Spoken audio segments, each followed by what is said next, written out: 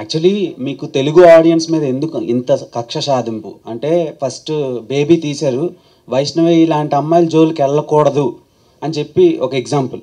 ఈ సినిమా తీశారు ఇంత అందమైన అమ్మాయిలను ఎలాగైనా సెట్ చేసుకోవాలరా అని ఒక ఎగ్జాంపుల్.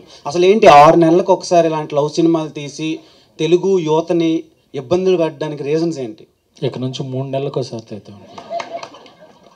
అండ్ విశ్వసనీయ సమాచారం ఏంటంటే హిందీ బేబీలో మీరు విరాజ్ అశ్విన్ రోల్ చేస్తున్నారంట కదా? మొన్నే చెప్పాను నేను చేయాలంటే అలాంటివి చేస్తాను, మళ్ళీ ఇప్పుడు ఎందుకు రిపీట్ చేయడం, నేను అలాంటివి ఏం చేయట్లేదండి. Thank you.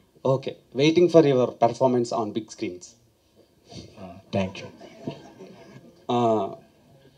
గౌరీ గారు, సో బేసిక్గా లవ్లో డామినెన్స్ ఎక్కువ అమ్మాయిలది ఉంటుంది, అంటే కనిపించిన డామినెన్స్. సో ఆ డామినెన్స్ వల్ల మ్యాక్సిమం బ్రేకప్లు అయిపోతూ ఉంటాయి. సో ఈ సినిమా అలాంటి వాళ్ళకి ఏమైనా ఎగ్జాంపుల్లా ఉంటుందా? That's a very subjective question అండి. అంటే ఒక్కొక్క రిలేషన్షిప్, అంటే ఒక కపుల్ని మీరు తీసుకుంటే దాంట్లో ఉండే డైనమిక్స్ చేంజ్ అవుతూ ఉంటాయి. మనం జనరలైజ్ చేసి అమ్మాయిల డామినెన్స్ ఎక్కువ ఉంటుంది, అబ్బాయిల డామినెన్స్ ఎక్కువ ఉంటుంది మనం చెప్పలేము. నాకు తెలిసినంత వరకు పరిస్థితుల డామినెన్స్ అండి ఈ సినిమాలో. వాళ్ళు ఉండే సిచ్యువేషన్స్, అంటే ఈ అమ్మాయి వరల్డ్ వేరే, ఆ అబ్బాయి వరల్డ్ వేరే, కానీ వాళ్ళిద్దరూ ఒకటే వరల్డ్లో ఉంటే అండ్ వాళ్ళ వరల్డ్లో ఉండే సిచ్యువేషన్స్ డామినెన్స్ వల్ల, సిచ్యువేషన్స్లో ఉండే ప్రాబ్లమ్స్ వల్ల, సిచ్యువేషన్స్లో ఉండే మంచి విషయాల వల్ల వాళ్ళ రిలేషన్షిప్ ఎలా చేంజ్ అవుతుందనే దానిపైన మేము తీసాము. సో అమ్మాయిల డామినెన్స్ ఎక్కువ ఉంటుంది అని జనరలైజ్ చేసి నేను చెప్పలేను అనుకుంటా. గౌరీప్రియ రోజున లవ్ స్టోరీస్ తక్కువగా చూస్తుంటాం, Yes, sir.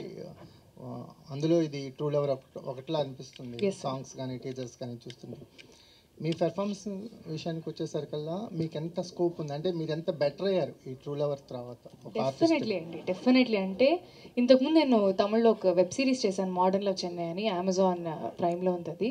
సో ఫస్ట్ నాకు అక్కడ లాంగ్వేజ్ ఇష్యూ ఇదంతా స్టార్ట్ అయ్యింది. అంటే మనకి ఇప్పుడు తెలుగులో కానీ తమిళ్లో కానీ వర్కింగ్ స్టైల్ అంతా సేమ్ ఉంటుంది, కానీ వేరే భాషలో ఆలోచించి వేరే భాషలో ఆ అమ్మాయిలాగా యాక్ట్ చేయడం అనేది అది డెఫినెట్లీ ఇట్ వాస్ ఛాలెంజింగ్. ఎందుకంటే I think in my mother tongue, నా ఆలోచన అంతా మదర్ టంగ్ తెలుగులోనే ఉంటుంది, కానీ బయటకు వచ్చేది తమిళ్లో రావాలి. సో ఆ చిన్న చేంజ్ ఖచ్చితంగా ఉండింది.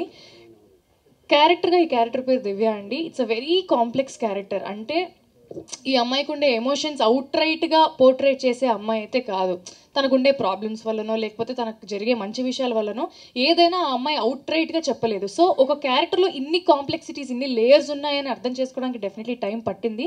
అండ్ అది పోర్ట్రేట్ చేయడానికి నిజంగా మా డైరెక్టర్ గారి హెల్ప్ అండ్ ఆఫ్కోర్స్ మణికందన్ గారి హెల్ప్ చాలా ఉండింది. ఎందుకంటే ఇట్స్ నాట్ ఈజీ. అంటే మీరు న్యాచురల్గా తీసారని చెప్తున్నారు, కానీ న్యాచురల్గా తీయడం చాలా కష్టం అండి.